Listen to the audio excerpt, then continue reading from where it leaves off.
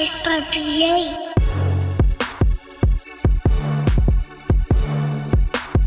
Boys Papier.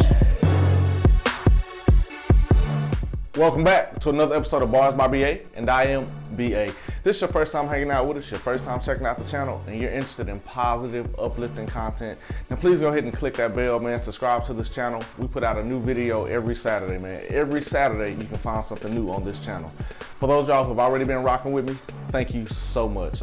So today, before we get started, I want to do a quick little warm-up, all right? How many of y'all have ever heard these words or seen the sign that says, have you seen me? Or have you seen a sign that says missing person? We've all seen these signs, and the first missing person sign that was ever created was created in 1984. Two young boys had went missing, and they came up with the idea to create the signs to help bring them back home. So today, the thought we're going to talk about and we're going to come from today is, have you seen me? Have you seen me? And we're going to come from Mark chapter 5 verses 2 through 15. That's Mark chapter 5 verses 2 through 15. And in this particular text, Jesus, he was just getting off the boat, and as he was getting off the boat, he just stepped down off the boat. A man who was possessed with different spirits and different demons ran up to Jesus and was basically like wilding out. In the text, it says that he was cutting himself, he was howling. In some translations, he lived amongst the tombs. He was just really messed up. He was not being himself. And sometimes in life, man, we can find ourselves not being ourselves. Sometimes in life we can find ourselves dealing with a little bit of identity theft. In this particular passage, the man, he was crazy. He was basically out of his mind. But Jesus took the time out to help him. Jesus took the time out to speak life into his situation. So as we work through this text, man, I hope that it blesses you in such a major way. So bar number one is sin is insane. Sin is insane. The word sin simply just means to miss the mark or to go against what God has called you to do. Basically, when you sin, you're not following the plan that God has for you. We're not gonna beat you up and say, oh, you need to do this, do that. No, but the bar number one is sin is insane. In the text, the man, he was a madman. He was out of his mind. He was possessed by different spirits. There were different spirits occupying his body, and he was not being himself. He was under the influence of something else. So that's why we're coming from the thought of, have you seen me? And anytime that there's a question in the title, it's a perfect time for self-reflection. It's a perfect time for us to sit back and say, have you seen me? Have I been myself lately? I'm talking about the real you, not the you that uses a filter every time you put a picture out, not the you that hides behind social media to bully others, not the you that has created social media to be your real life, not that you, but the real you with no filter, the real you that God created you to be, all right? So in the text, it says that the man was out of his mind. He was insane. The word insane comes from the Latin word insanus, which means to be mentally damaged. It means to be mentally damaged, man. If we can just be honest for a minute, a lot of us are mentally damaged, but we're not willing to admit it. But in the text, the man, he was mentally damaged, and Jesus took the time out to care about him. So look, I don't know where you are, I don't know what you're doing, but there's some mental damage somewhere. Some of us got a lot, some of us got a little, but regardless of the damage, Jesus still cares about you. So in the text, Jesus tells the man, look, hey, and I'm paraphrasing, this is the BA paraphrase, the demons and the spirits that are occupying you and making you act like this, man, look, they gotta go. they got to get out, all right? In the text, it says that he was living in the mountains and that he was living in the tombs. So basically, he was living in what we would call a modern day cemetery. I don't know about you all, but there's just something eerie about a cemetery. There's just something creepy about a cemetery, especially at night. So bar number two is, sin makes you comfortable in an uncomfortable environment. Sin makes you comfortable in an uncomfortable environment. So here he is, he's living amongst the dead people, but yet and still he's functioning, he's functional, okay? I don't know where you are, but you've been living around some dead folks, oh man, but you're still functioning. But just because you're functional doesn't mean that you're all right. So just because you're functioning in the environment does not mean that that's the environment that God has for you. True story, man. I was talking to one of my friends on This Week. True story. If I'm lying, I'm flying. My feet have not left the ground. But I was telling him how I was going to be talking about this particular text and how the man had different spirits that was possessing him and causing him to do certain things. He said, bro, let me stop you. I was like, hey, what's up? He said, man, I got to tell you a true story. I was like, lay it on me. So he said, man, my dad worked at a cemetery for 30 years.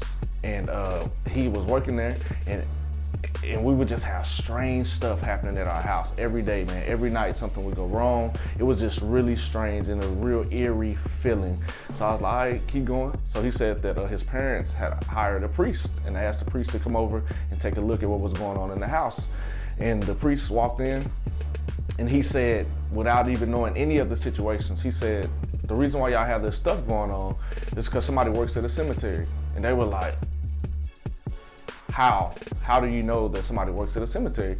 And then so the wife says, yeah, it's my husband. He works at a cemetery. And then the priest told her, well, the reason why you guys have these problems and all this stuff going on in your house is because he brings his dirt home with him. You missed it. He said the reason why y'all have all this mess going on is because he brings his dirt home with him. So now check it out. Now he comes home super clean. He's wiped down. He's nice. He takes a shower before he even steps in the house and everything is perfect. So what am I saying? A lot of us, we're bringing our dirt home with us and it's messing with who we are. A lot of us, we bring our dirt home. A lot of us have allowed the dirt to steal our identity, man. I don't know where you are. I don't know what you're doing or what you're thinking, but don't allow your dirt to steal your identity, all right? So bar number 3 is hurt people hurt themselves and others. Hurt people hurt themselves and others. In the text it says he was living amongst the tombs, he was living in the mountains. And then it said that he would get rocks and cut his skin. He would get rocks and cut on his arms. He would get rocks and cut on his legs. So he was what we would call today a modern day cutter. A cutter is somebody who cuts themselves for self-medication. A cutter is somebody who cuts their arms or their hands for self-medication.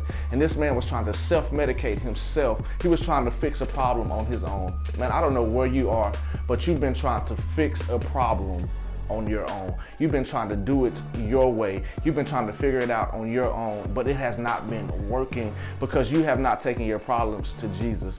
In the text, when Jesus showed up, the man's problems changed. When Jesus showed up, the man's situation changed. So look, I don't know what you're doing, man, or where you are, but you don't have to self-medicate yourself, man. Jesus is there. He's waiting on you, and he's waiting to love on you. He's waiting to change your situation. Matter of fact, studies show that between 17 and 35% of college students have experienced some form of cutting. Man, that's a lot, man. That means that our college students are hurting. That means that our young adults need somebody or need something they can turn to and hold on to, man. So look, Jesus changes his whole life. Jesus changed his whole situation. So in the text it says that Jesus asked the man, what is your name? And his response was, we are legions, which means that, man, that was a Roman guard or a Roman army that consisted of at least 3,000 to 6,000 men. So this man is saying, look, it's a lot of stuff that I'm under the influence of, man. I don't know where you are, but it's a lot of stuff that you're under the influence of. But today is your day to break out from under that, all right? So it says that Jesus heals the situation. If you continue to read in the text, it says that the man got healed and that he sat next to Jesus and he was in his right mind. He was in his right mind and he wanted to go on the ship with Jesus, basically wanted to go on tour with Jesus, but Jesus was like, nah, man, look, you can't go on this tour, homie. I need you to go back and tell some folks what I done for you. And he was like, man, what? So he goes back and he starts telling people the good news about how he got changed. So bar number 4 is once you get your mind back, you have to help free others. Man, once you get your mind back, you have to help free others. I can just imagine when the crazy man showed up at his old neighborhood and they was looking, waiting for him to act a fool and he didn't. They was like, whoa, there is a God. Man, look, let me tell y'all, man, before I got saved, I used to be bad. I mean, bad. But God changed me, and then when he saved me, I said, man, you know what? I gotta free as many people as I can, man. I gotta help spread this gospel to whoever I can. Some people gonna listen, some people not gonna listen. But it's up to me to help spread this gospel because he did too much for me. He came through in such a major way that I gotta share it, all right? So look, have you seen me? I want you to sit down and ask yourself that question. Have you been the real you, or have you been faking and shaking, as the old folks say? All right, so look, so the gold bar for today is you're too valuable not to know who you are.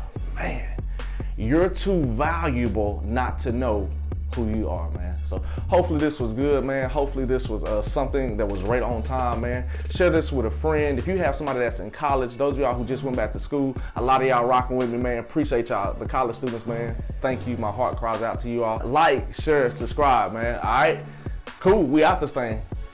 Have a good week. Be true to yourself and be true to God, man. We out.